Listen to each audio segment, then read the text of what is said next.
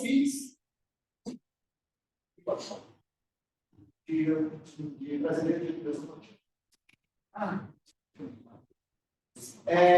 eu vou falar um pouco menos sobre coisas que eu fiz, mas eu vou falar mais sobre coisas das quais eu gosto. Tá? Então, o título da palestra é o método do gradiente espectral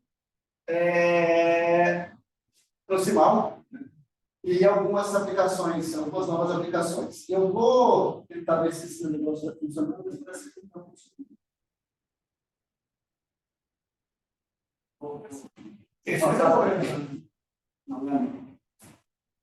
Então, ainda a organização da palestra, eu vou começar apresentando o método espectral, depois eu vou falar sobre sua variante proximal, né?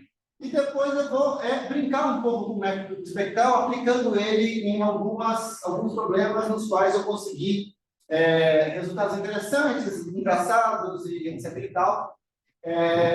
Sempre fazendo uma espécie de comparação, em algum sentido, com métodos ótimos, particularmente com FISTA, não com o objetivo de dizer que um método é melhor que o outro, mas, sobretudo, com o objetivo de dizer que esses métodos eles têm o seu espaço e que, eventualmente, vale a pena você, pelo menos, testar os dois, ou alguma coisa nesse sentido, vai acontecer problemas onde um e o outro ganham, são melhores. Tá? Vamos falar um pouco sobre o método de gradiente espectral. Deixa eu tirar essa coisa em cima também. Vocês estão vendo os slides de gestão. O método de gradiente espectral, a gente está interessado no problema de minimizar uma função f de x, sujeita sem restrições, com a função f suave. Né? Então, o problema é um problema muito simples, é um problema clássico de ativação não linear, nos quais a gente conhece uma grande gama de métodos, né?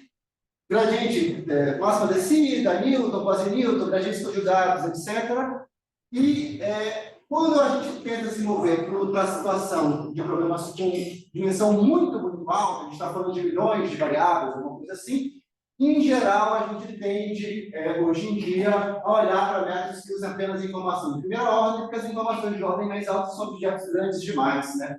Eventualmente, são espaços que a gente pode aproveitar, mas, de uma maneira geral, a gente tende, hoje em dia, a ir nessa direção. Uma opção bastante natural é o PFGS, que é o método Quasi-Newton, que é construído a partir só de valores de gradientes, essa matriz de Quasi-Newton, e o de memória limitada, justamente para a gente não ter que construir a matriz por completo, mas trabalhar apenas com esses gradientes, e a partir da informação dos gradientes, de primeira ordem, a gente faz as contas que precisa para avaliar essa matriz, entre aspas, entre as suas interesses e as suas inversas. Né? E uma versão radical disso seria, de um método Quasi-Newton, seria justamente a ideia que está por trás do método espectral. Né? E a ideia do método espectral é que ele seja capaz de capturar a informação de segunda ordem sem o cômputo explícito de derivadas segundas e aproximações mais explícitas dessas derivadas segundas. Né? Então, para derivar o método espectral, a gente começa muitas vezes pensando na derivação de Quasi-Newton, né? E a derivação de Quasi-Newton está baseada numa equação secante, que diz que a variação dos gradientes deve poder ser descrita pela hessiana. Notem que, apesar de a gente ter uma certa mania de escrever ela como uma igualdade, ela não é uma igualdade, porque mesmo que você tenha a hessiana exata, isso aqui não é obedecido com exatidão, a não ser que a gente tenha alguma propriedade muito especial dessa função, sei lá, essa de uma quadrada. Tá? Eu vou escrever isso de uma maneira um pouco mais compacta, né? Variação de gradientes, vou chamar de ΔG, variação de ponto é ΔX, né? E a hessiana continua hessiana, então vamos escrever de uma forma um pouco mais compacta, e a equação secante é tentar pegar aquela equação aproximada e escrevê-la como uma igualdade, trocando a matriz hessiana por uma matriz BK, que seria uma aproximação hessiana, né? E existem muitas possibilidades para isso, porque a matriz BK é um objeto de dimensão π² sobre 2, se a gente pensar que ela é simétrica, né? E você só tem N equações, né? π² por quantas N equações, são um buzilhão de soluções possíveis para isso. E dependendo de como você tenta achar soluções que tenham propriedades especiais, você chega a diferentes fórmulas quase. Tá? Uma outra possibilidade, né, a gente parte de novo da equação secante, mas a gente aceita um tipo especial de matriz, que vai ser um múltiplo de identidade, sigma k e identidade, né? E agora a gente volta a essa situação, né? Porque agora a gente só tem uma variável, né, que é o sigma k, e em equações, então a tendência é que a gente não consiga obedecer isso com igualdade, então a gente volta para a situação original e a gente vai tentar obedecer essa equação aproximadamente, né? A solução mais natural que vem na nossa cabeça para fazer isso é resolver esse problema com quadrados mínimos, né? A gente só tem uma variável, então a resolução do problema com quadrados mínimos passa a ser trivial, a gente põe as equações, olha para a equação secante e tal, e você acaba encontrando essa solução do seu sigma k, que é a sua matriz, entre aspas, aqui vai ser o delta de xk, a sua variável sigma k, você se multiplica por delta de xk transposto dos dois lados e você obtém essa solução aqui, a partir da equação das equações normais. Bom, e isso nos dá, então, qual é o valor para esse sigma k, que é o múltiplo da identidade, que de alguma maneira melhor aproxima, né, a variação dos gradientes sob essa restrição que a gente está aceitando no hessiana, que é o múltiplo da identidade. Muito bem, né? Isso leva a gente diretamente ao método do gradiente espectral, que foi introduzido por Bazelay e Boring, né? Onde ele usa aí, né, você põe a equação de Newton, identidade a gente sabe inverter, né? Identidade é um sobre o múltiplo desses, o vetor aí gradiente que a gente tem. Isso aqui é basicamente a ideia de Newton aplicada para aquela matriz, né? Esse passo 1 sobre sigma k é conhecido como passo espectral, né? Ele tem um espírito forte de primeira ordem, porque você não tenta mudar a direção de busca, você aceita como direção de busca menos o gradiente, e ele só está definindo o tamanho de passo. É diferente de quase Newton, onde você muda a direção de busca. Então, uma forte característica de primeira ordem, né? E a convergência original do método foi estabelecida nesse paper somente por causa de quadráticas bidimensionais no plano, né? Mas esse artigo é bem interessante porque ele não só prova a convergência, nesse caso, de convexa quadrática, né, bidimensional, como ele prova que a convergência, nesse caso, é superlinear e as expressões são suficientemente simples nesse contexto para você poder escrever bounds específicos, né, explícitos, sobre o comportamento do método, e aparece lá uma equação que envolve funções trigonométricas em um certo período, e com isso eles conseguem estimar que a cada 3 ou 4 interações a função objetivo vai sofrer uma queda significativa, e é com isso que eles conseguem obter o resultado de convergência superlinear. Tá? Então, isso mostra que esse método ele tem uma característica meio curiosa, ele é um método altamente não monótono, a função objetivo sobe em alguns passos, mas essa perda que você pode ter ao longo das interações é compensada por um decréscimo importante a cada grupo de interações. Aí. Isso acaba caracterizando um pouco esse tipo de método. Tá? Agora, se a gente quiser ir para a dimensão mais alta, né? Se a gente quiser ir para a dimensão mais alta, a gente consegue provar a convergência para quadráticas de dimensão arbitrária, convexas todas quadráticas, é o resultado do Marco Raidan, né? Eu gosto de chamar esse método de método Bazelay, Boring e Raidan, porque tudo bem que Bazelay e Boring tiveram a primeira ideia da passe e tal, mas só provar no R2 ele é o Marcos, né? Então, pelo menos o Marcos foi ele, né? Mas existem contra-exemplos para o caso não linear, né? Onde não é só quadrático. Tá? Interessante é que esse método, muitas vezes, ele é muito rápido, né? E a gente consegue mostrar, eu vou mostrar isso visualmente para vocês daqui a pouco, que o segredo que está por trás desse método é que o passo espectral, de alguma maneira, ele aproxima, né? Aquele sigma k, de alguma maneira, está aproximando os altos valores da matriz hessiana, e o passo, então, fica aproximadamente sendo 1 sobre um alto valor, e esse tipo de passo tem um comportamento muito interessante quando a gente estuda métodos de descida, né? E daí vem o nome, né, que é o método do gradiente espectral, vem do fato daquele parâmetro sigma k aproximar os valores da matriz.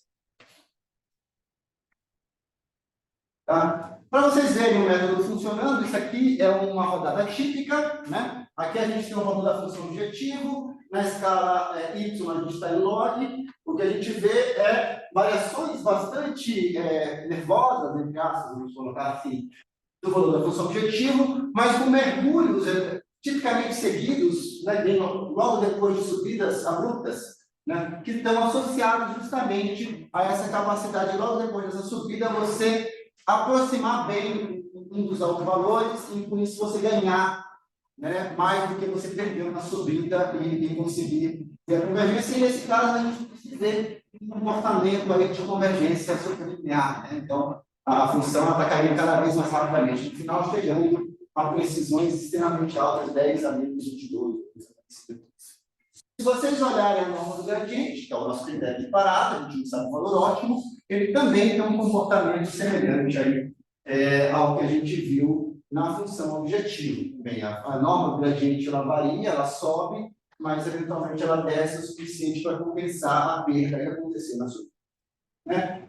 Sobre a aproximação do espectro, né? Essa função que eu estou mostrando para vocês é uma função com 5 variáveis que tem autovalores 1, 10, 100 mil e 10 mil. Tá? E aí eu estou marcando a cada interação qual é o autovalor do qual o sigma k está mais próximo.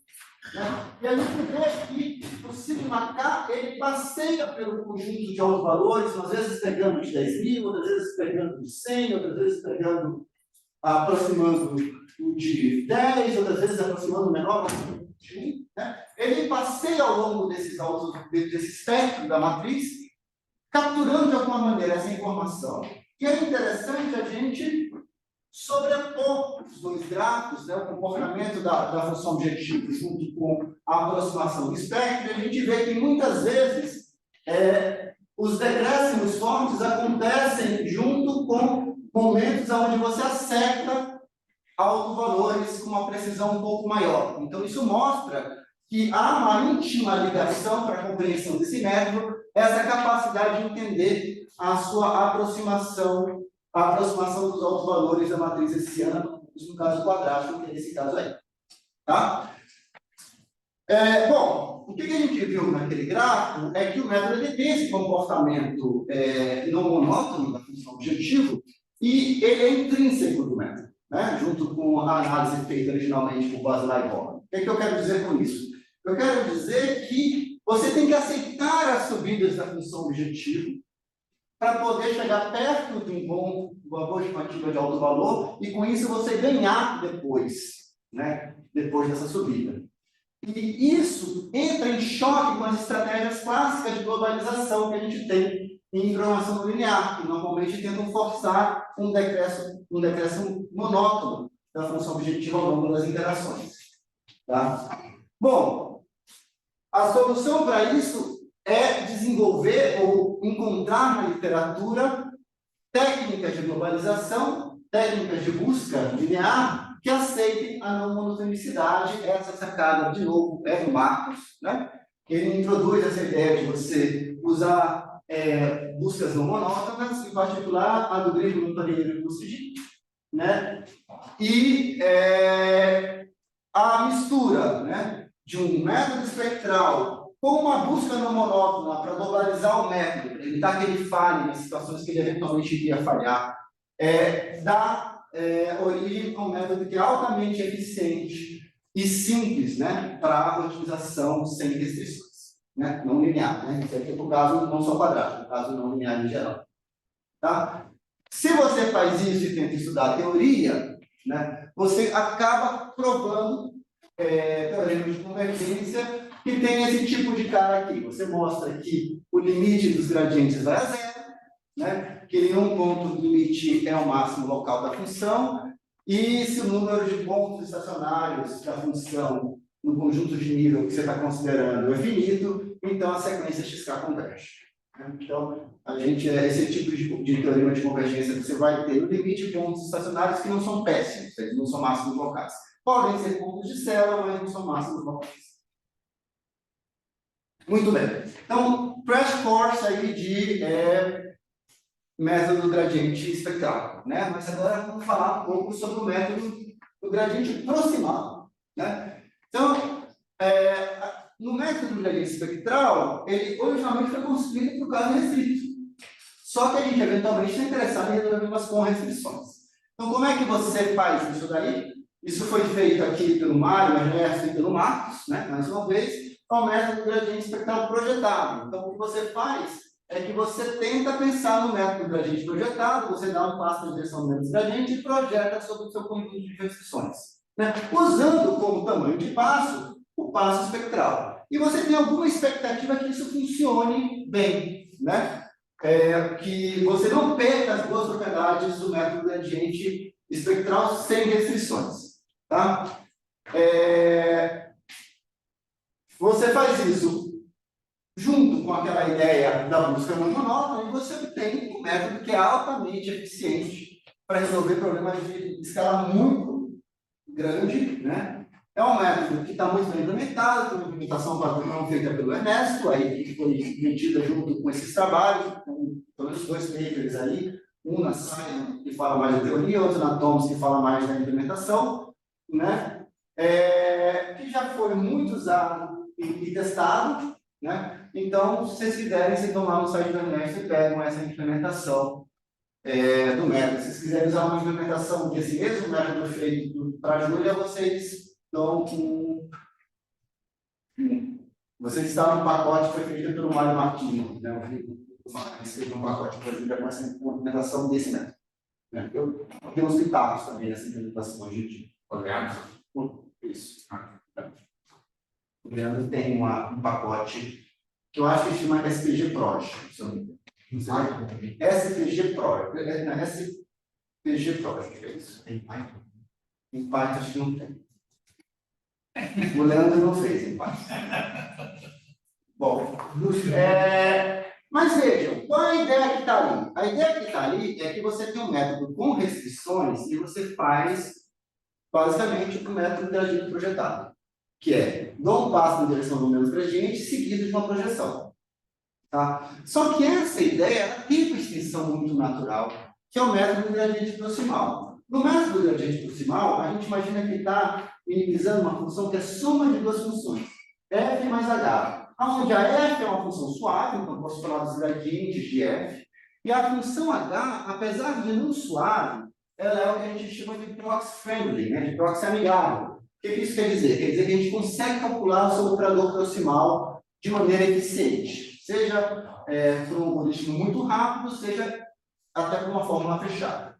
E, em particular, no caso da função h ser a indicadora de um conjunto convexo, o seu operador proximal é justamente a projeção. Então, aquele método está fazendo um passo na direção de menos o gradiente e depois o operador proximal. Só que, no caso particular, o operador proximal é a projeção. Mas isso sugere que, para qualquer H, dá para se definir, pelo menos conceitualmente, um método, né, onde você usa, no lugar da projeção, o operador proximal. Tem um detalhezinho aqui, que o operador proximal não é sobre H, é sobre alfa KH, para as coisas funcionarem corretamente. Você tem que entender a dedução do método de incidência alfa KH. Esse alfa K não aparece na projeção, porque alfa vezes uma indicadora é a indicadora, né? É uma função que independe da constante que está na frente dela, porque ela só vai ligar infinito. Né? Então, alfa vezes zero dá zero, alfa vezes infinito dá infinito, não importa o alfa no caso da indicadora. Né? Onde alfa é o nosso tamanho de passo. Muito bem. Logo, né, vem a pergunta natural. Será que se eu usar o passo espectral no gradiente proximal, será que vai funcionar tão bem como funcionava no caso particular da projeção? Né? Bom, para entender, eu vou argumentar que sim, é importante você olhar essa conchinha que está aqui. Né? Deixa eu tentar abaixar o negócio aqui. Quem está olhando aqui não está vendo um pedaço dos slides. O que eu faço aqui? Então, vamos voltar atrás. Isso. Então, vamos lá. O que é o prox, né, disso daqui? Né? Pensem, eu estou querendo calcular, né, o mínimo de f de x mais h mais um termo proximal aqui. Tá? Como h é diferenciado, o que a gente faz? a gente aproxima, como F é diferencial, a gente aproxima F pela sua aproximação de primeira ordem. Tá? E substitui F por essa aproximação de primeira ordem. Portanto, se eu pegar a aproximação de primeira ordem de F e somar com H, isso me dá uma aproximação de primeira ordem de F mais H. Tá? Então, o que eu estou fazendo é que o que o método está fazendo, ele está fazendo um método proximal, uma aproximação de primeira ordem da função F mais H. Tá? Essa é a maneira de interpretar. Isso se esse alfa não tiver alguma cara especial. Tá? No caso do gradiente espectral, esse alfa, ele tem uma cara especial. Ele é 1 sobre sigma.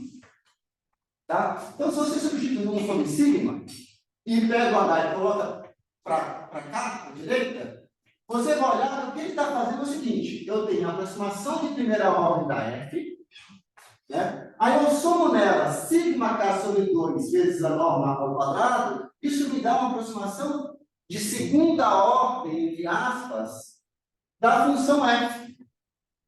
E aí, nessa aproximação de segunda ordem da função f, eu somo a função h sem alteração.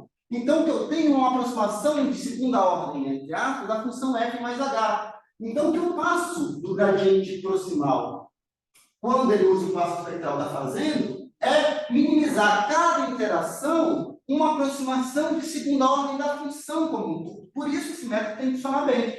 Né? Se a cada interação eu minimizo uma aproximação de segunda ordem, eu tenho que conseguir alguma coisa que funciona melhor do que a cada interação minimizar uma aproximação de primeira ordem.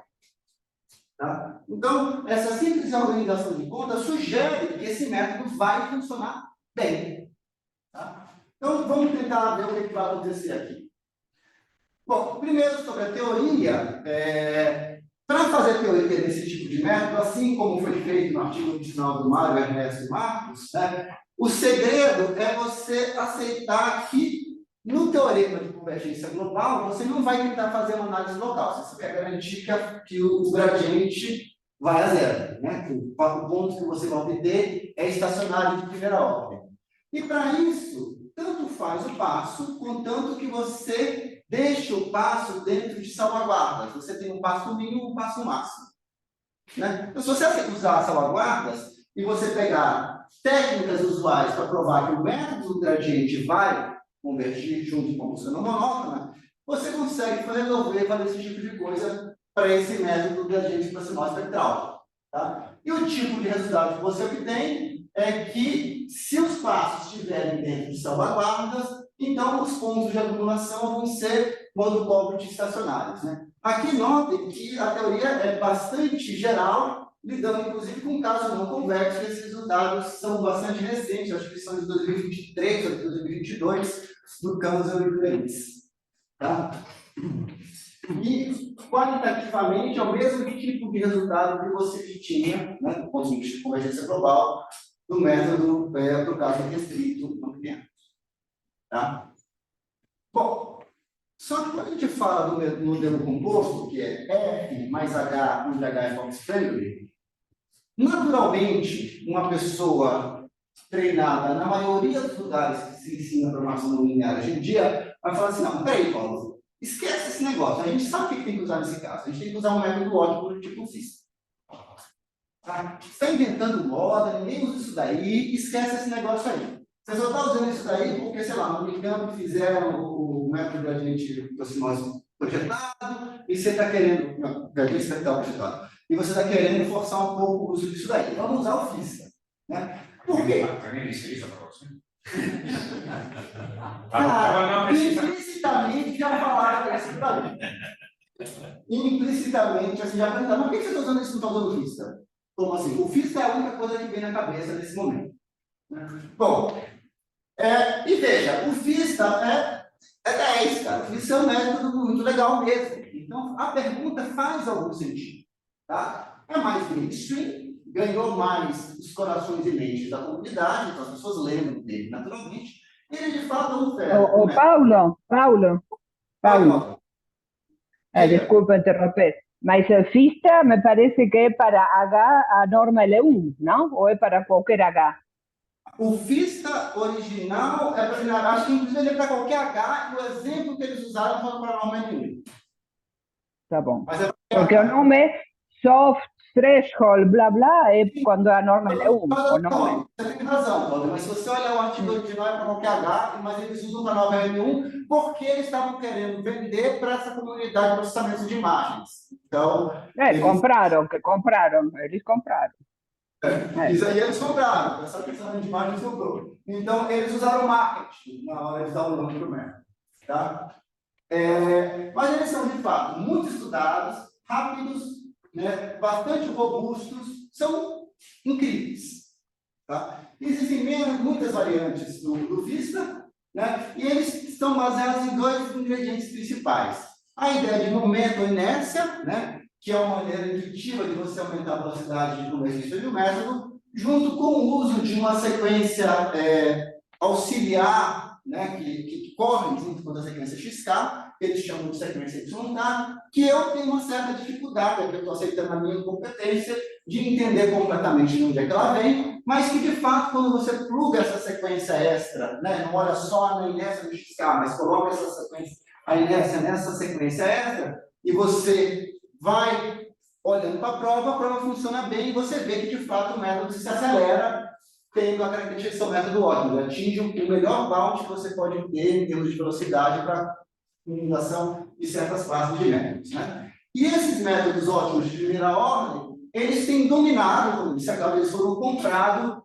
por muitas aplicações, né? Muitos grupos que usam a utilização, eles aparecem naturalmente como as opções naturais para a solução desses problemas. Tá? Aqui está a cara do Vista, ele usa em tamanho de passo, eu estou pegando o Vista com tamanho de passo fixo, supondo que você conhece a constante de Lipschitz dos gradientes da função F. Se você não conhecia L, tem uma variação do Vista que estima o L para você. Então, basicamente, o que você faz você dá um passo aproximando a direção dos gradientes nesse passo alfa, só que na sequência YK você introduz um parâmetro de inércia. Então, a sequência do YK ela sofre de inércia, né?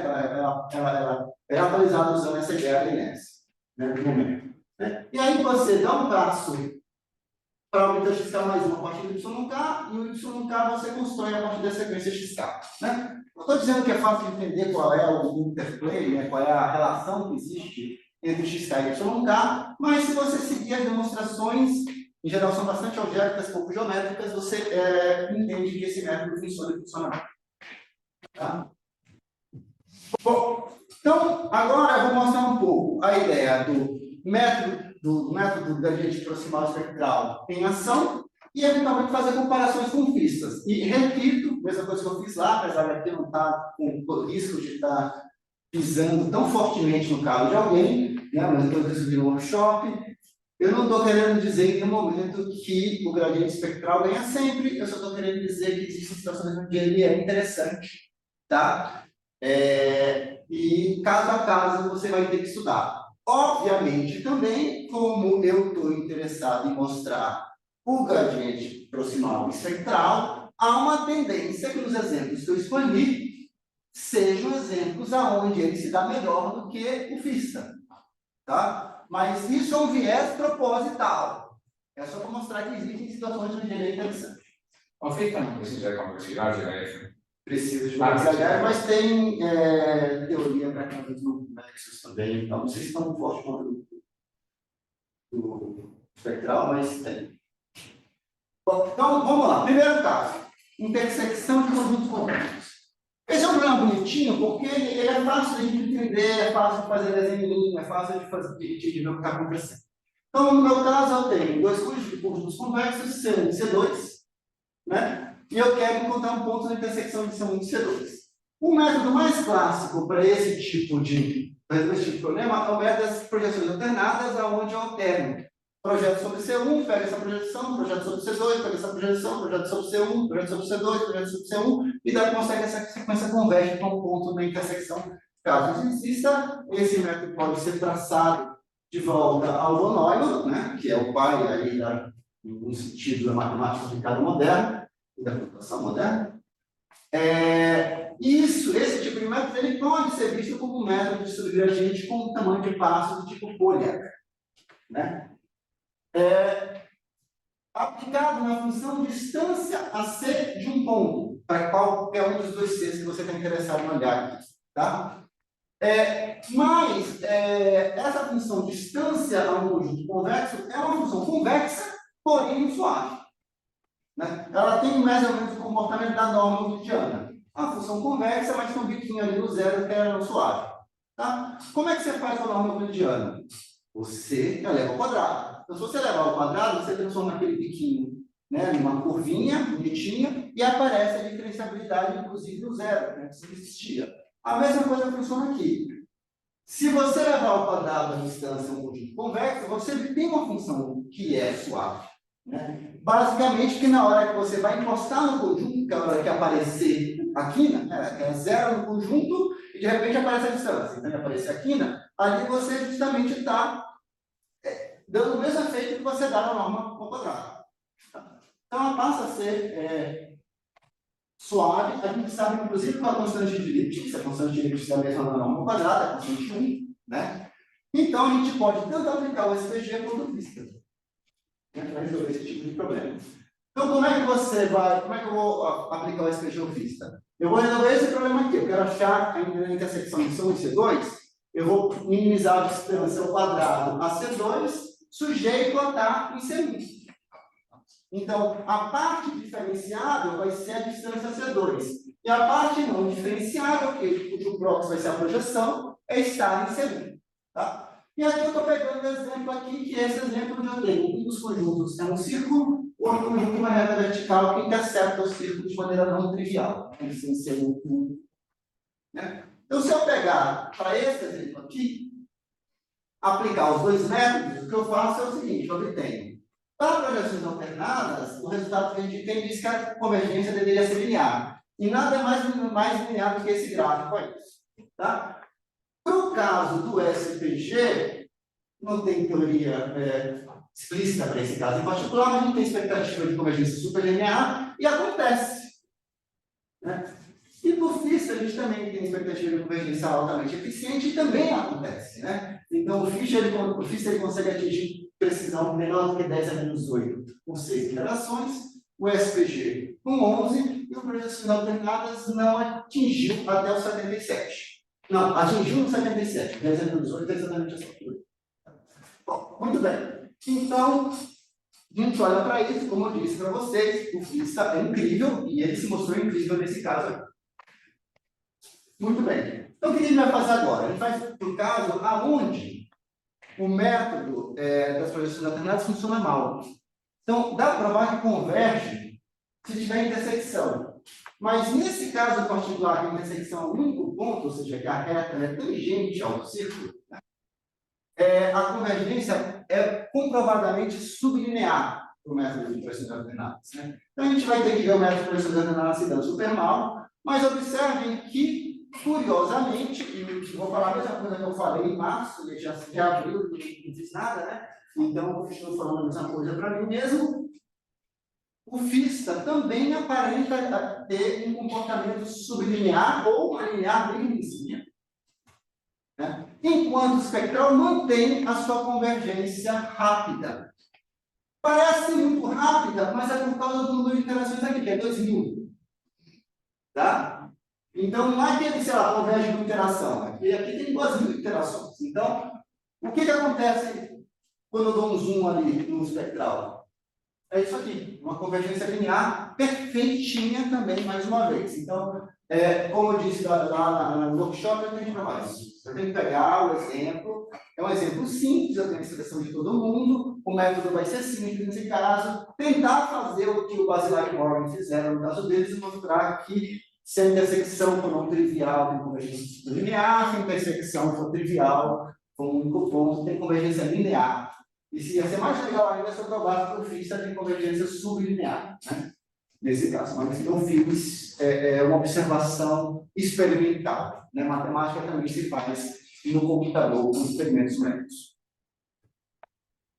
Bom, notem que eu escolhi a cara do meu problema lá. Eu falei que era minimizar a distância com relação a C2, sujeita para em C1, mas você pode minimizar a soma das distâncias ao quadrado, né? O mínimo vai ter que dar a distância zero mesmo, né? A intersecção. Ou você pode fazer uma coisa meio enroladinha, que é, você cria duas cópias do teu vetor de variáveis, do x, o x1 e o x2, e você fala, o x1 tem que estar em C1, o x2 tem que estar em C2, e eu quero minimizar a distância entre o x1 e o x2.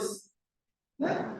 Isso também te dá um outro modelo, cada um desses modelos tem um comportamento diferente, e são muito piores, pelo menos nesses casos aqui, a gente vê que tudo bem, o SPG e o FIS também lá, os comportamentos, o FIS tem essa mania de fazer comportamentos de tobogã, umas coisas que não funcionam muito bem, a gente vê isso muito claramente aqui. O SPG tem aquele movimento que aqui, por causa de interações, parece muito nervoso, né, de variação aí da função objetiva, mas ele converge um pouco antes do FIS nos dois casos, mas são tão ruins comparado com o caso original que não vale a pena a gente discutir isso daqui. É só para mostrar que existem alternativas, né, em uma situação como essa de modelagem. E dependendo do modelo que você escolhe, o mesmo método tem um comportamento diferente. Acho que essa é outra informação que vale a pena ficar particularmente para os alunos na plateia. Então, achar um modelo que case bem com o seu método é importante para você achar uma solução de boa qualidade. Tá? Bom, aí alguém vai falar para mim, tudo bem, Paulo, bonitinho o exemplo da bolinha com a retinha, mas é um exemplo meu besta, né? A gente sabe calcular a intersecção. Faz uma coisa mais interessante com isso daí. Bom, então eu fiz uma coisa mais interessante, eu peguei os problemas da NetLib, que é uma biblioteca que tem problemas de programação linear, né? Olhei esses problemas, fingi que eles são da forma x igual a bx maior que zero, quando a matriz A vem da biblioteca, né? E tentei resolver usando o FISTA e o SPG. E aqui no exemplo, o FISTA resolve melhor, né? Então, isso aqui é um performance profile, os dois scopes apenas. Né? Se o método está acima, ele resolve mais problemas à direita, ele é mais rápido à esquerda, e o FISTA não resolve mais problemas quando é mais rápido. Né? Aqui eu só fiz uma roubadinha. Para conseguir essa solução de, sei lá, 80% dos problemas, que é uma coisa que você não consegue normalmente, que são problemas bem chatinhos, tá? Altamente mal funcionados e tal. Eu primeiro dou o problema para o pré-solve do Gurobi. O Gurobi muda o problema para mim, aí eu pego o modelo pré-solve do Gurobi e dou para o FISTA. Se eu tentar partir do problema original, os dois aí, o FISTA e o transfer espectral, eles comportam muito pior que eles. Mas em ambos os casos, o FISTA é o melhor. Então, como eu disse para vocês, o FISTA é incrível e vai depender do problema. Tá?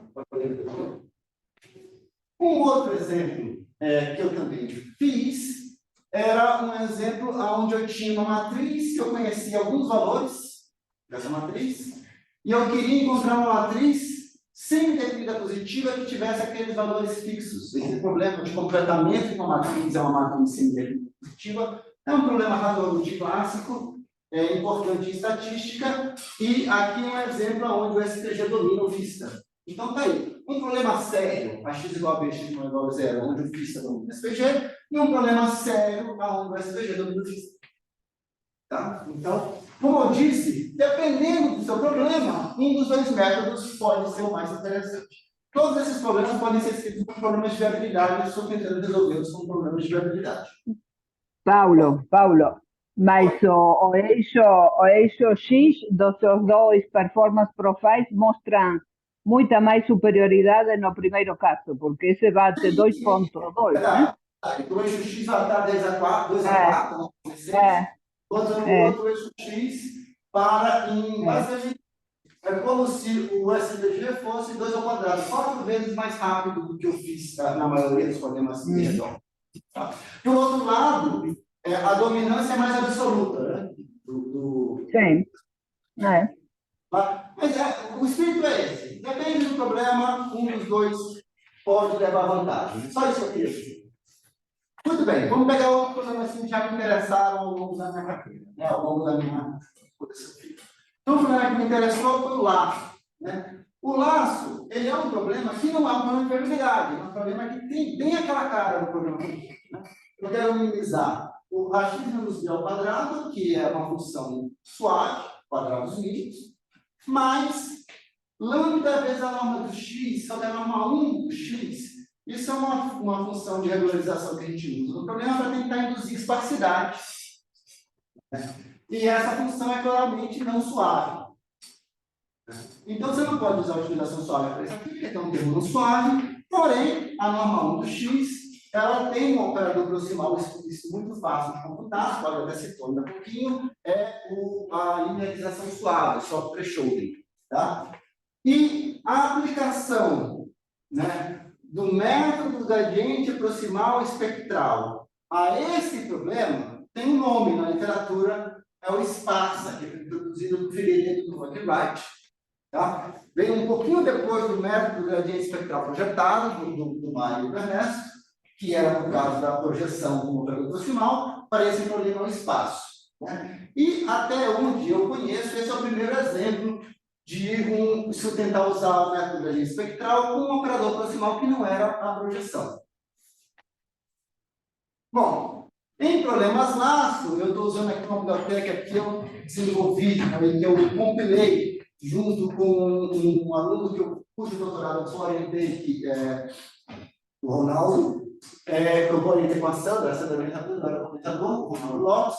A gente tem um artigo que fala sobre a resolução do laço, usando o método de descenso coordenado, não era com o método de resolução espectral. Descenso coordenado é melhor, mas tudo bem, tá? Usando ele como exemplo aqui, dizendo que é para resolver desse jeito. Tá? Mas, de novo, estou comparando com isso e a gente vê, de novo, a gente que o STG está ali, eventualmente, 2 vezes mais rápido, 50% de problemas, podendo ser 4 vezes mais rápido do que o FISTA na resolução desse tipo de problemas. Tá? Então, esse é um outro problema. Obviamente, é um problema do qual eu não esperava que o SPG ganhasse do FISTA. Por quê? Porque o Wright, do artigo Figueiredo Novan Wright, ele certamente conhecia o FISTA, no momento da história onde ele sugeriu o uso do espaço. Então, se o FISTA fosse mais rápido, provavelmente ele teria introduzido o negócio com o FISTA, que é um pouco menos interessante, porque o FISTA já era usado nesse contexto da norma 1, enquanto o SPG só era usado no contexto da projeção. Tá? Mas eu esperava que isso acontecesse e o fato é sim acontecer. Tá bom? Muito bem. Então, aqui um outro exemplo do SPG pode funcionar bem. Uma pergunta que a gente pode fazer é se nesse problema a gente vê aquele comportamento do SPG, né, que era um comportamento nervoso em relação à função do objetivo. Agora eu não tenho só a projeção aqui, eu tenho um operador proximal um pouco mais complexo, que é o soft thresholding. Né? Vocês veem esse comportamento que envolve subidas seguidas de descidas que fazem com que a função ganhe. Né? E se você coloca aí o espectro, procurando qual é o cara que está mais aproximado, a gente vê mais uma vez que as descidas mais fortes muitas vezes acontecem em momentos que estão associados, né, a boas aproximações de espectro. Tá. Então, Qual é a dimensão da sua bateria de laço? Quais são as dimensões típicas? N. Varia bastante, Cláudia. Vai assim de centenas a centenas de milhares de variáveis. E o condicionamento da matriz? São mais ou menos bem condicionados, não são muito mal condicionados, das que eu consigo calcular. Tá bom, obrigado. A graça que tem é que a grande maioria dos artigos fazem isso com bateria de teste aleatória. Né? E no nosso artigo a gente se irritou com isso, a gente fez uma bateria de testes onde todo problema tem uma fonte, tem uma citação do artigo que tentou resolver aquele problema usando alguma coisa que parecesse laço ou semelhantes. Tá? Então são problemas reais com matrizes reais. Muitas dessas matrizes são altamente esparsas, tem problemas lá que tem matrizes altamente esparsas que apresentam problemas de reconhecimento de padrão em texto. Então, o vetor é um vetor dicionário, onde cada entrada do vetor é uma palavra no dicionário. Então, quase não tem palavras acontecendo no texto. Então, sei lá, são... SVMLib, essas coisas, né? Oi? Tem esse SVMLib, que tem ali, tem muito. Por exemplo, é uma fonte natural de problemas. Tá? Mas a graça um pouco desse gráfico aqui é mostrar, mais uma vez, essa coincidência que existe entre os mergulhos e as boas aproximações do espectro. Bom, outro problema, o problema de inversão completa da onda, full wave inversion, que é um problema de geofísica. Tá? Esse é um problema de geofísica que está associado a imaginamento sísmico. A ideia é, né, muito grosseiro, estou com o Lúcio aqui, fico nervoso de falar muita besteira, mas vamos lá. A ideia é a seguinte: a gente consegue simular, a gente entende as equações diferenciais que governam o propagamento de som na superfície terrestre, na subsuperfície terrestre. Tá? Se a gente conhecer, né, a velocidade de propagação do som em cada tipo de rocha, sabe? Se a gente conhece o que está embaixo da Terra e sabe a velocidade, aqui tem granito, a velocidade é tanto, aqui tem sal, a velocidade é tanto, aqui tem água, a velocidade é tanto. Qual a velocidade do som naquele meio, né, a gente consegue simular o comportamento, né, a propagação de ondas sonoras na superfície da Terra. Né? Então, o que o pessoal faz? O pessoal, eles querem estudar o que está embaixo da Terra, eles disparam uma onda sonora, que é basicamente eles fazem fusão, explodem dinamite, ou sei lá o quê. Né? Isso gera uma onda sonora, e eles têm microfones que captam o som. Tá? Então, a onda sonora ela vai para embaixo da Terra, reflete nas diversas camadas, volta, e o microfone capta o som. Tá? Se você soubesse o que estava embaixo da Terra, você seria capaz de, fazendo simulação, obter a mesma resposta do seu microfone simulado do que você obtém no seu microfone real. Nenhuma equação diferencial perfeita. Né? E ainda vai ser resolvido numericamente. Mas, então, qual é a ideia? A ideia é, se eu tenho informação, né, do som, do momento que ele foi disparado, do momento que ele foi captado, e eu estou tentando descobrir o que está embaixo da Terra, o que eu faço? Eu tento chutar alguma coisa ali, faço a minha simulação e vejo se o som que a simulação está devolvendo bate com aquilo que foi lido. Se bateu, parece que a minha aproximação é boa. Se está muito longe, parece que a minha aproximação é ruim. Então, o problema de otimização é esse. Né? Quais são suas variáveis? Para cada célulazinha, dizer o que está embaixo da Terra. Como é que você diz o que está embaixo da Terra? Dizendo qual é a velocidade de propagação do som naquela célulazinha. Né? E aí a gente sabe mapear a velocidade de propagação, junto com informações de geofísica, a gente sabe mapear a velocidade de propagação ao que está embaixo da Terra. Então, qual é o tipo de rocha, e se eventualmente tem petróleo, que o pessoal quer mesmo achar ali embaixo da Terra. Tá bom? Isso é tipicamente o que a gente chama de problema inverso. Né? A gente tem uma equação diferencial, está querendo encontrar os parâmetros da equação diferencial que geram o comportamento que a gente observou, e está tentando um problema inverso, que é altamente mal condicionado e não linear. Tá? Então, eu vou pegar um exemplo clássico aí da literatura, é um exemplo artificial, né? Aparece em, sei lá, 70% dos papers que você vê nisso daí, que é esse exemplo aqui, que é o Marmouzy. Nesse exemplo Marmouzy, você tem aqui, essa parte de cima que é constante aqui, tá vendo? É a coluna d'água, é o oceano, e depois para baixo você tem camadas de rocha, né? Ou de sedimento. Tá? E em algum lugar aqui tem um repositório de petróleo, que é aqui nessa região, que as rochas ficam bem horizontais, aqui nessa região que você está querendo achar o teu petróleo. Tá? E a dificuldade do Marmouzy é você justamente conseguir achar isso daqui, achar essa região de maneira mais ou menos limpa na hora que você faz a sua inversão. Então, na hora que você otimiza, né, a diferença entre o que o seu modelo calculou e o que foi observado. Então, o objetivo típico desse problema é tentar fazer um problema do tipo quadrados em níveis lineares, onde o P, né, a constante pelas linhas, é o seu dado observado, X é o seu modelo, né? E a matriz A é o processo de modelagem, né?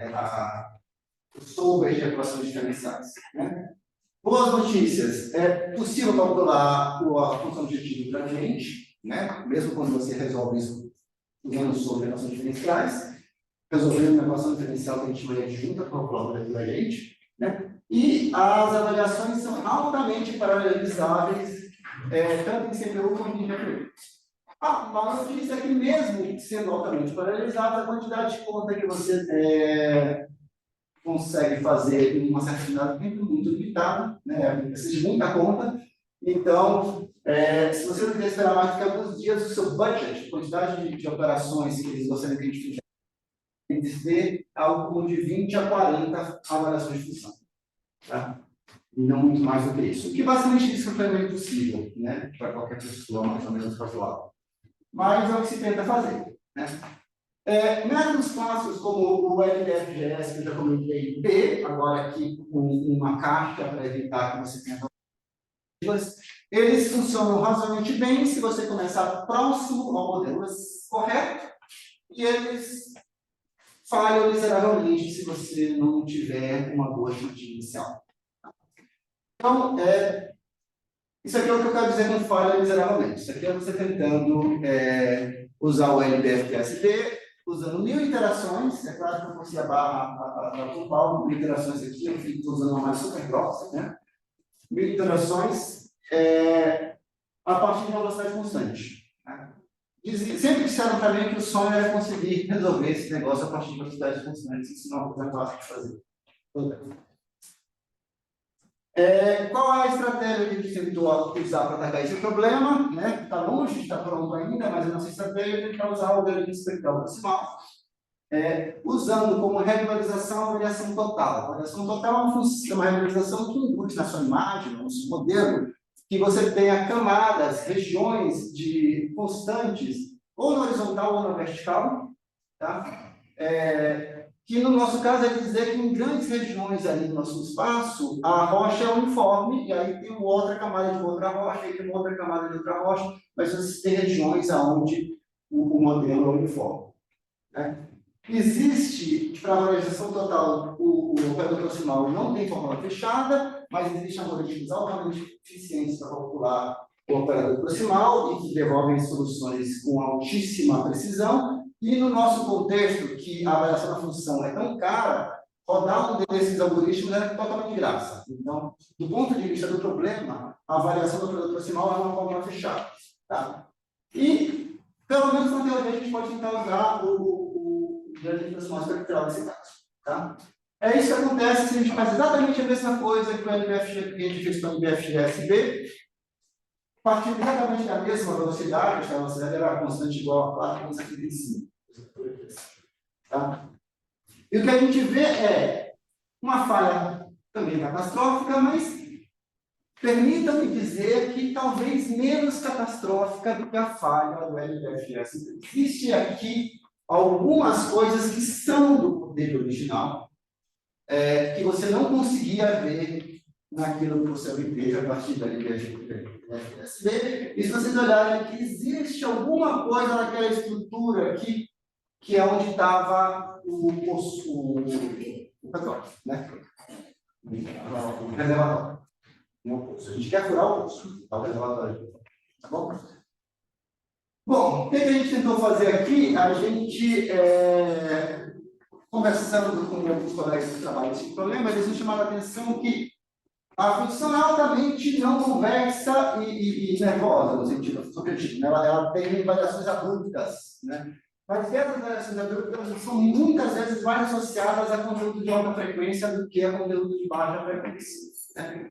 O conteúdo de alta frequência é muito importante, porque te dá detalhes sobre o sistema calcular, mas ele introduz dificuldade numérica para o método de otimização. Então a ideia é, vamos tentar começar a resolver o problema com baixa frequência, para ver se a gente se aproxima de uma solução razoável e vai aumentando a frequência aos poucos, para ver se a gente consegue ganhar os detalhes que a alta frequência te dá, mas passando por pontos mais interessantes. Então você usa com baixa frequência para ter uma estimativa. Isso, você vai ver aqui está a sequência, né? Então, essa é a minha. Tem uma pergunta do Juan Pablo lá no chat. Chat. Tem uma pergunta no chat. Qual foi o ponto do modelo inicial e quantas fontes? Eu não lembro quantas fontes. O ponto é esse daqui. Com velocidade constante dá 4,25 metros por segundo, quilômetros por segundo. Tá? Esse é o modelo inicial. Constante. Você poderia, por exemplo, você sabe a profundidade do mar, você já podia fazer. Sim, eu já coloco isso. A coluna d'água, ela está fixa. Todos eles têm a coluna d'água correta. É como se eu colocasse uma caixa aqui do upper bound e o lower bound é a mesma coisa. Tá? A coluna d'água está fixa. Tá? Bom, então o que a gente fez aqui? A gente começa usando os conteúdos de frequência de 4 a 4.2 Hz. Né? Falavam para mim que não era bom usar a frequência abaixo de 4, porque os microfones que se usavam antigamente, parece que agora isso melhorou um pouco. Eles não conseguiam captar bem informação abaixo de 4 Hz, parece que agora dá para você ir mais para baixo, 2.000, 2.000. Mas esses exemplos eu fiz de 4 até 4.2. E aqui vocês veem justamente o comportamento que tinham prometido. Eu consegui pegar um modelo que tem claramente informação do modelo original, mas que não tem detalhes. Né? Mas qual a vantagem disso daí? Porque eu uso esse cara, né? Na verdade, eu pego esse cara, dou uma suavizada para evitar que eu fique preso no mínimo local, e usei ele como ponto de entrada para a próxima otimização, que vai de 4 até 5 Hz, depois de 4 até 6 Hz, depois de 4. Errado. Aqui, de 4 até 6. 17. Não, vai até 25. Vai ter de 4 até 12, depois de 4 até 25. Tá? Um copy and paste mal feito. Bom, e aí o que a gente vê? A gente vê o modelo melhorando, né? O que você obtém ao longo do processo.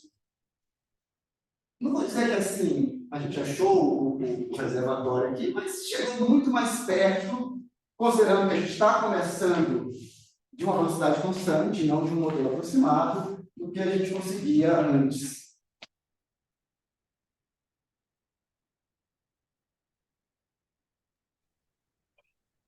Espera ali, Paulo. Paulo, e como é que funciona o FISTA? Você testou FISTA, né? Sim, esse é o último modelo que eu consegui. E o último aqui, você acha, dá para chutar aqui o reservatório está aqui, tá? Oi? Por causa da horizontal. Desculpa, Cláudio. Oi. Não, desculpa, é que é difícil saber quando falar e eu sou mal educada e não vou no chat. Não, sem problema. Eu esqueci de mostrar uma parte dos resultados. Eu queria perguntar se você testou o FISTA. Não testei o FISTA, porque o FISTA não se encaixa bem aqui. Esse é um cara totalmente complexo. Mas como ele é tão mágico... Ele vai matar o FISTA. Eu não testei. Talvez valha a pena testar. Mas eu chutei. A tentativa de estimar o L vai matar o FISTA, porque ele vai tentar dar aquele passo 1 sobre L, e o L desse negócio aqui é ridiculamente alto. Tá? Mas, a Cláudia tem razão. Esse é o modelo correto, esse é o último modelo que eu tive. A gente mais ou menos consegue achar aqui alguma informação sobre o reservatório. Então, é claro que isso daqui, eu usei ao todo 900 avaliações de FWI, está muito longe do meu budget de 20 a 40. Tá? Então, é só para mostrar que dá para fazer alguma coisa se você tiver um supercomputador super, ultra, mega bastante. Como escolhe o parâmetro da total variation? Cláudia, aqui foi tudo feito apertando o botão. Eu rodava, olhava para a cara do negócio. A avaliação total está baixa. Deixa eu aumentar um pouquinho. E, por enquanto, nada sistemático aqui. É tudo na... Tá bom, é inteligência natural. A velocidade constante de chegada aqui. Mas foi apertando o botão. Tá? Porque isso deve estar difícil. O mesmo resultado com outro modelo, que é o Overthrust, que tem duas versões, a versão pequena e a versão grande. O Overthrust pequeno eu consigo, o grande eu não estou conseguindo, estou ainda tentando. Tá? Então, estou aprendendo e brincando bastante. Mas eu fiquei muito contente com esse resultado aqui, porque no começo da conversa era mais ou menos assim, você não vai conseguir. Bom, alguma coisa eu consegui. Então, para mim, já foi uma vitória. Furando um pouco o budget, mas conseguiu. Roubei feiamente no budget, 400 FWI, ao invés de 40 a 20, mas Oi? 900. Não, porque eu estou fazendo 900 em um computador que eu estou usando uma malha muito grossa, que você não usar se você está usando das reais. Né? Conseguir, ele morre. Ele se perde logo nas primeiras interações. Isso não funciona com a energia. Quantos shows tem esse? No banco de visualização. Olha, veja, rodar um negócio desse 900 FWI não demora mais um dia. Eu não sei. Tá? E não, foi algumas dezenas de anos. Tá? No olho. Não é sistemático. Apesar que no Overthrust, o mesmo nome o Marmuzzi funcionou para o Lefrost, mas não funcionou para o Lefrost grande. O grande, claramente, eu não consigo resolver. Talvez eu tenha que brincar um pouco com o lâmina e ganhar. Você usou o lâmina, não ficou o problema do lâmina é escala. Qual é o nome você começa na escala?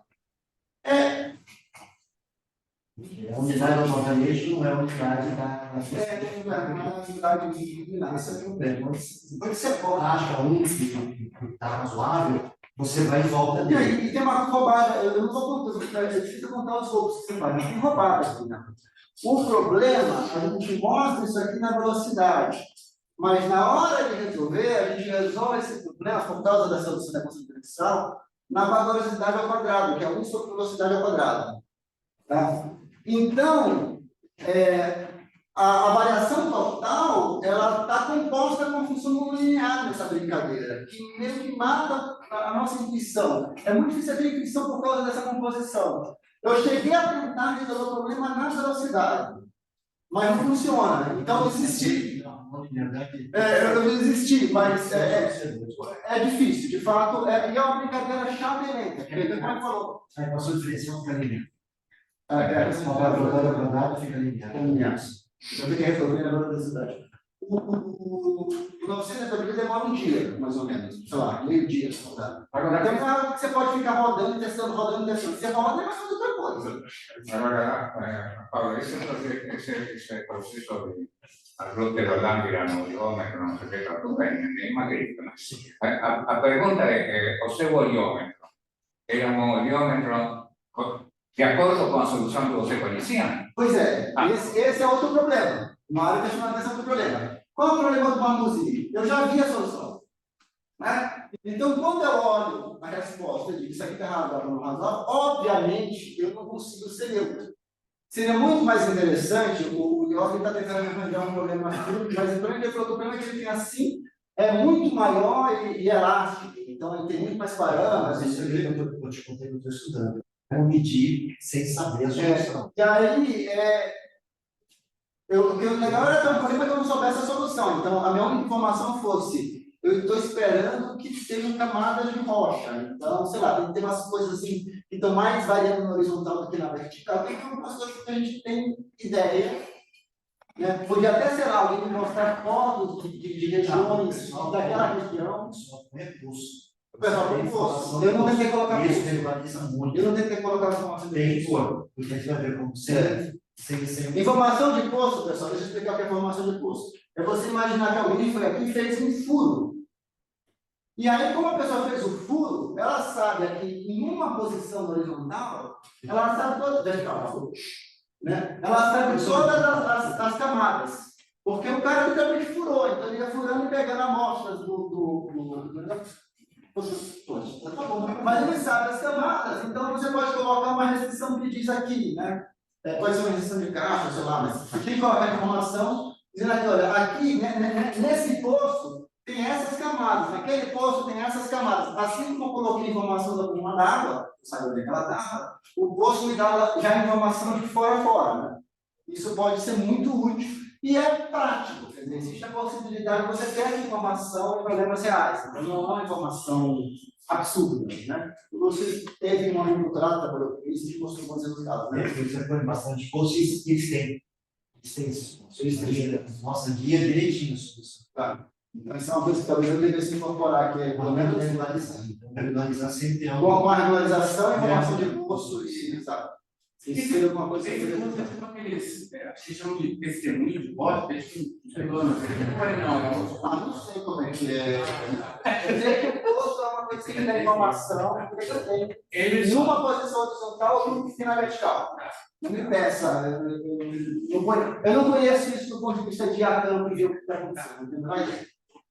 Então, para terminar, eu vou falar sobre uma coisa que está me interessando bastante, é o trabalho do Gabriel, no mestrado, que é usar uma SPG com norma de zero. Né? E aqui a gente cita uma série de 3 artigos do Beck e Halak, que mostram como calcular a projeção sobre conjuntos definidos de terminalidade, como calcular o ponto do operador proximal da norma de zero. O Gabriel me chama a atenção que tem resultados anteriores sobre isso. Né? Eles traduzem uma hierarquia de insurgestionalidade e apresenta diferentes algoritmos de resolver problemas onde a regularização é a norma L0, não mais a norma de 1. Norma L0, para quem não conhece, é a função que diz quantas componentes no loop vai ter naquele retorno. Né? É uma função descontínua. Né? Então, quantas componentes? 1, 5, 10. Né? Então, isso não é norma, obviamente. Né? É uma função descontínua, mas a gente tem uma ideia de chamar de norma L0 porque, de alguma maneira, ela tem algumas propriedades que a norma teria. Né? E ela é usada no contexto de norma L1. Na verdade, a norma L1 é usada para aproximar a norma L0. Esqueceu a situação. Né? Um dos métodos que eu vou falar que sugere é justamente usar o gradiente proximal, só que tem o não vista ou gradiente proximal, o que sugere que o vista não deve funcionar muito bem aqui, porque o back é o cara que o vista, mas normalmente a gente pode tentar usar o fixed e o SPG, eu estou dizendo formalmente porque o fixed não é bem adequado por causa da norma L0, convergência provada por esse quadro. O SPG tem resultados que vão um pouco melhor nessa direção. Então, isso aqui é o tipo de resultado que a gente via lá, né? E a gente vê, de novo, o SPG com esse comportamento assim, muito oscilatório. Isso aqui é o gradiente proximal com passo constante. Tá? Constante, né? Entendeu? Constante. O vista, né? E o SPG. E uma coisa interessante sobre o SPG é que, mesmo que às vezes ele não fosse mais rápido, ele tinha uma tendência a atingir soluções com qualidade melhor, com um objetivo melhor do que o FISTA tinha. O FISTA acabava sendo preso em uns locais piores que o SPG, possivelmente por causa do comportamento psi. Psi é uma medida de otimalidade. Tipo, uma medida de estacionalidade para esse tipo de problema. Tá? Então, a gente para... Proxy. Tem a ver com como você calcula tudo, da forma do proxy. E aí você para dando isso, mas o que interessa no sentido é o que está aqui, né? Isso aqui. Tá? Então, aqui dando alguns exemplos, tem situações onde o FISTA ganha, tem situações onde o SPG ganha, mas existe esse comportamento que no monótono. O FISTA permite muitas vezes obter valores de função objetivo melhores. Tá? Bom, e a gente está justamente estudando isso agora com o Gabriel no mestrado dele.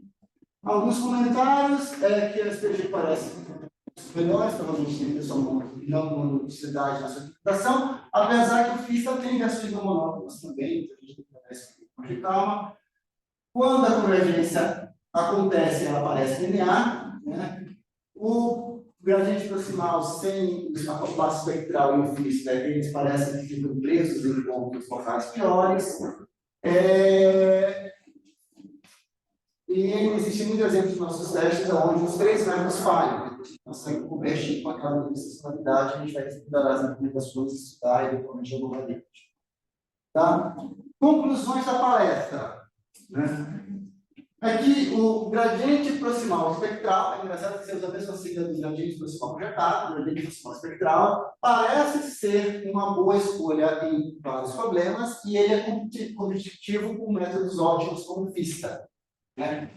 Uma das coisas que eu gosto sobre isso é que a sua compreensão envolve técnicas mais clássicas. Né? É a ideia de Newton, quase Newton, são os valores, é a ideia do método da potência com X, você entendeu por que você está aproximando os valores, né? A ideia de bússola monótona, né? de convergência de bússola linear, esse tipo de coisa, né? Para as quais eu tenho uma intuição melhor do que eu tenho para as próprias convergências clássicas de métodos óticos. Né? Ele tem garantias bastante gerais de convergência, tem teoremas bastante genéricos de convergência. A gente está tentando trabalhar um pouquinho disso com o Gabriel, talvez precise um pouquinho mais, para lidar um pouco melhor com esses utilidades. Mas existe ainda muito trabalho para entender as suas propriedades de convergência de maneira completa. Eu sinto que ainda existe um pouco de pântano na hora que a gente vê o comportamento do SPG aqui. Pelo menos a minha sugere que eu não entendi o suficiente sobre ele. Tá. Bom, e é isso. Essa era a minha palestra. Obrigado.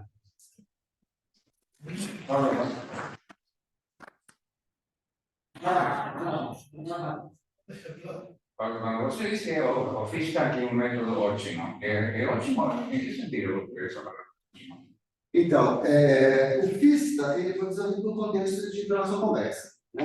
E para programação convexa, o Nesterov, lá no livro que chama o primeiro curso introdutório à programação convexa, ele apresenta, ele fez artigos antes, mas eu adoro esse título, o primeiro curso introdutório à programação convexa, ele apresenta uma demonstração que garante que para você resolver certas classes de problemas de organização convexa, o número de interações que você precisa fazer tem que ser da ordem de 1 sobre K, ou de 1 sobre K ao quadrado, de K número de interações. Ele mostra uma função que, se você só usa informação de gradiente, você só pode avaliar sobre a função, o valor da função objetiva do seu gradiente, qualquer método que use isso vai demorar para atingir epsilon otimalidade naquela função, alguma coisa do tipo 1 sobre raiz de epsilon ou 1 sobre epsilon, dependendo da parte dos problemas e interações. Vai precisar desse número de interações.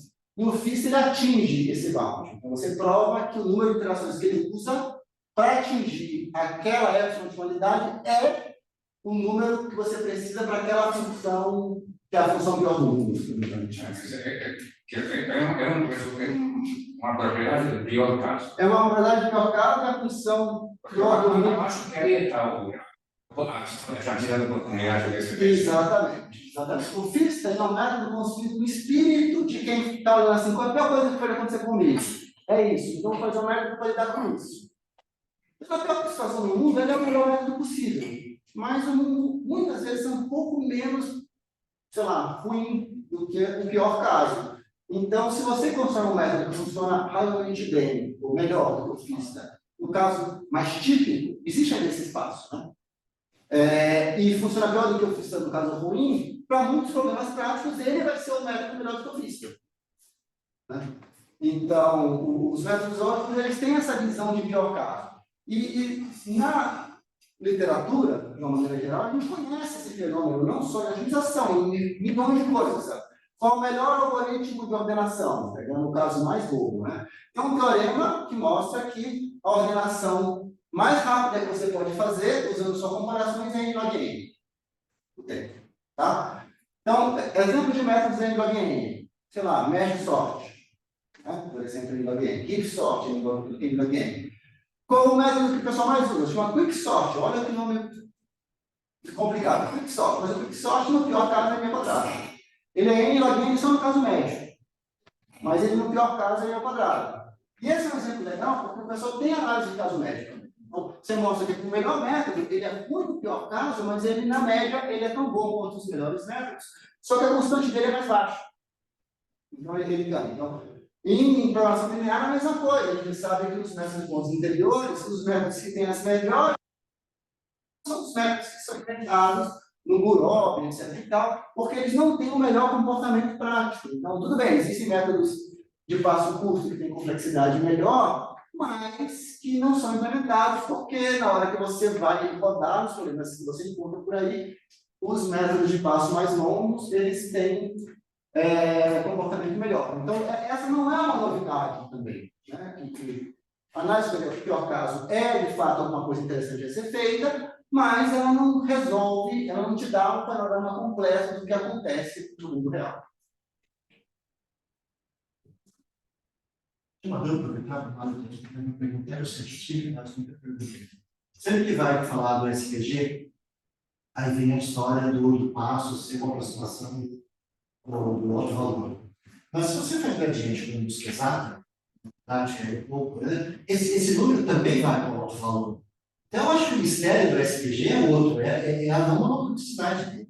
O monotoxicidade, porque na prática você também faz uma busca. Você só usa o passo espectral para o início, depois você tem uma busca, que no programa da LS é interpolação pública, bonitinho, mas do ponto de vista do mistério, ela continua.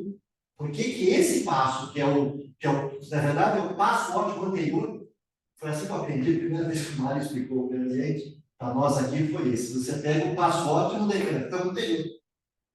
Porque eu queria ver, sabe esse dado que você faz, ele desce mais no então, mas o outro, ele é a única coisa que você pega o passo ótimo, é que ele é monótono. Né? No caso quadrático. No caso quadrático, tem lá, o que aquele passo dá. Né? Para mim, sempre foi um mistério. Há um resultado para o gradiente com busca exata. Que é quadradinho. Ou o passo fingido que ele que sabe. é maravilhoso. Tá? Levinsky, asintóticamente você termina num plano. No Sim, plano, isso. no plano gerado pelo Isso. Isso. Isso. Se você ficava como se fosse aquele dois, por isso que ele Esse é o resultado maravilhoso. Você que já tudo bem, mas na prática é esse resultado. Por isso que é importante ter o R2 no 2, porque no final você fica no plano e os dois maiores vão para isso. Eu também não sei se eu tenho tanta intuição sobre isso. Tem conhecimento que fala Kaique, já tentei usar o estado da Kaique para desenvolver o método. Sim.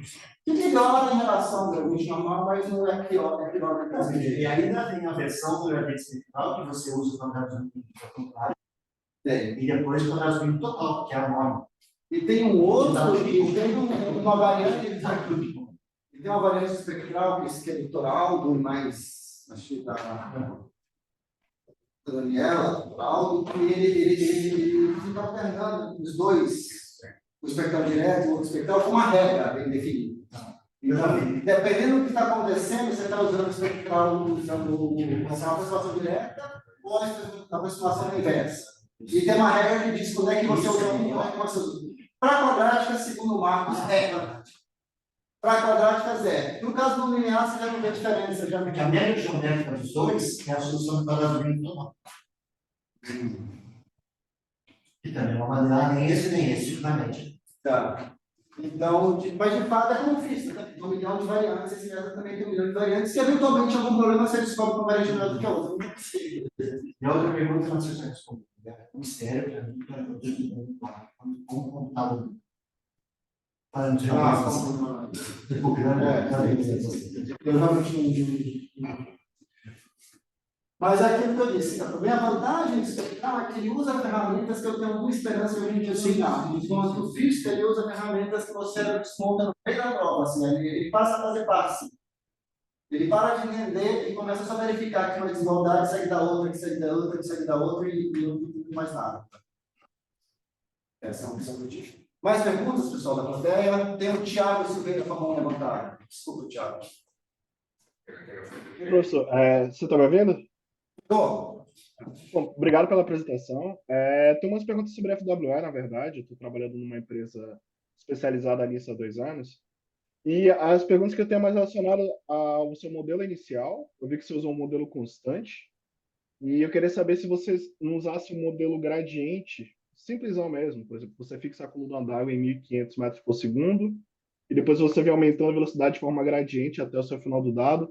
Se você ter um modelo inicial melhor, não ajudaria você a convergir mais rápido para a solução. Então, Thiago, veja, eu acredito que se você tiver. Para você fazer esse modelo gradiente que você está falando, você tem que ter uma ideia da distribuição das velocidades médias ao longo da vertical, né? Senão, se você fazer um modelo gradiente, não faz sentido. Ele tem que ter alguma informação. Você tem que dar alguma informação nesse modelo gradiente. Você tem expectativa que a variação de rochas leve a tal gradiente, né? Mas eu realmente queria um desafio. Meu desafio era conseguir alguma coisa que prestasse a partir de uma velocidade constante. Eu roubei, porque a velocidade constante 4,25 não é aleatória. Dependendo da velocidade constante da qual eu parto, eu tenho resultados piores ou melhores. Então, eu simplesmente falei assim, tá bom, você me desafiou a isso, eu queria conseguir a partir de uma velocidade constante. Mas eu acredito, como você está dizendo, que se eu tiver informação inteligente, isso pode me ajudar, sim, a converter mais rápido. Né? Apesar de não ter tentado fazer isso. Não, não é pulso. É uma informação mais grossa do que a pulso. Só mais uma outra pergunta, se possível. Os testes que você fez foram para 2 dimensões ou para 3 dimensões?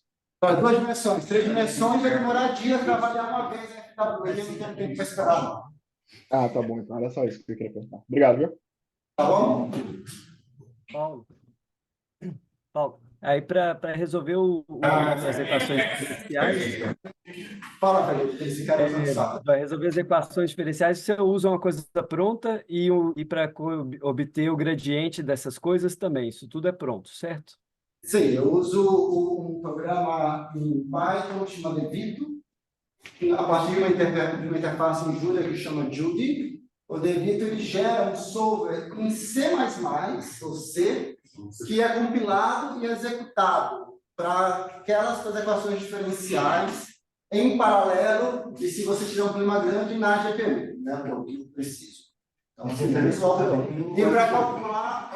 E para calcular o gradiente, eu resolvo a equação adjunta, que já está pronto no devido também. É só falar para ele que devolve o gradiente também. Eu boto todos os as equações, para ele devolve o gradiente também. Igual outra coisa, Paulo, quando você tem o gradiente espectral, a motivação passa, né, o quase Newton mais próximo da identidade, certo? Aí, né, o múltiplo da identidade mais próximo de satisfazer a equação secante, certo? Isso. Eu teve um dia que eu fiquei parando para pensar e fazia, por que eu não faço diagonal? Se eu, em vez de fazer Já tem múltiplo pronto. O Bode fez. Porque não funciona. Não funciona. O Bode tem pois um paper sobre isso do Bode, por exemplo. O Bode tem um paper sobre isso. E o Mário falou que não funciona. Não funciona. Então, eu perguntei para o Mário no chat, né?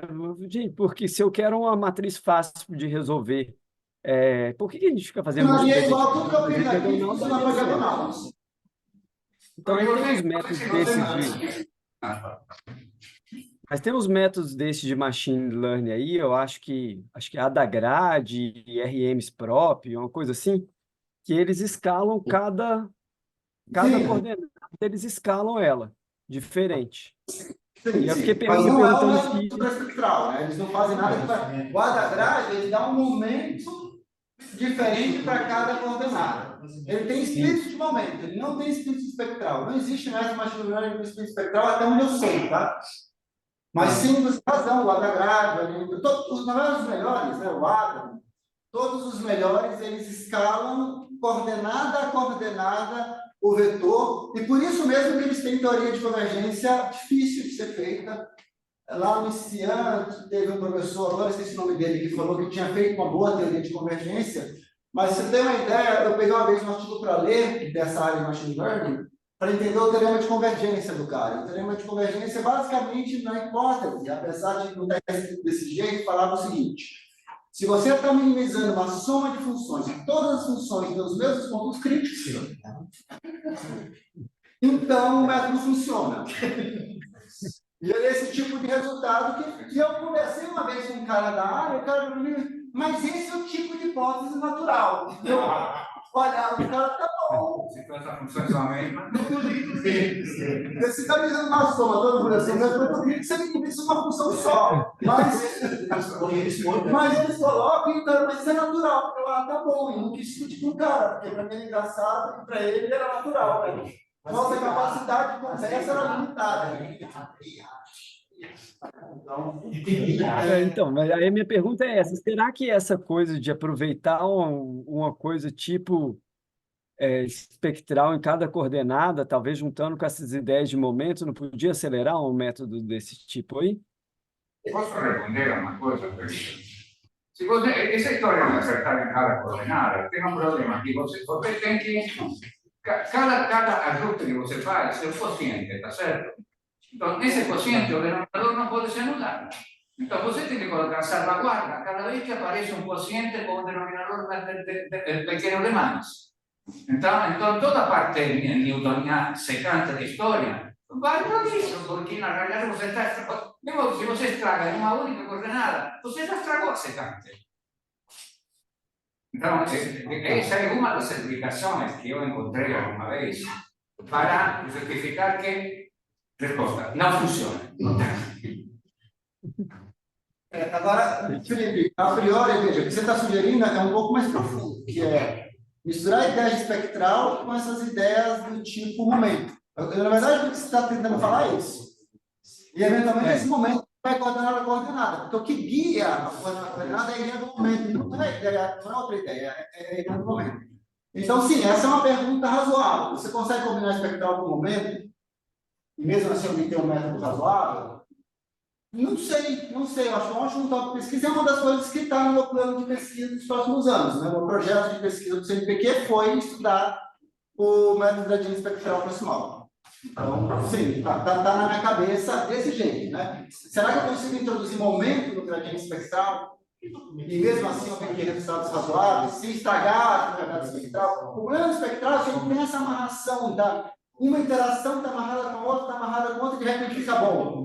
Qualquer coisa que você introduza que perturbe essa amarração parece ser muito arriscado, eu não sei como fazer isso. Então, a única maneira de fazer isso é entender essa amarração de maneira mais profunda, e eu não entendo, eu acho. Então, aí eu estou morrendo. Nos artigos que eu vi, mistura as duas ideias. Outras coisas, muito várias técnicas. O Gabriel está comentando que ele já viu o artigo que mistura espectral com variações em campo. Ele pode mandar. Fixa e espectral. Tá bom? Mais algum? Felipe, espera, eu vou falar um pouco mais sobre isso. Mais alguma pergunta, pessoal? Bom, tem mais coisa no chat aqui, agora que eu vi. Peraí. Deixa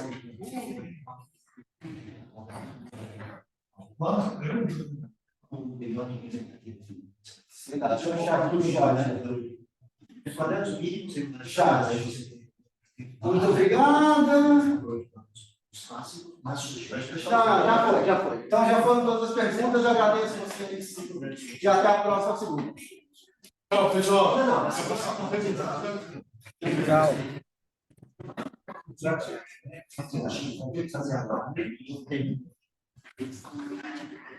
Acho que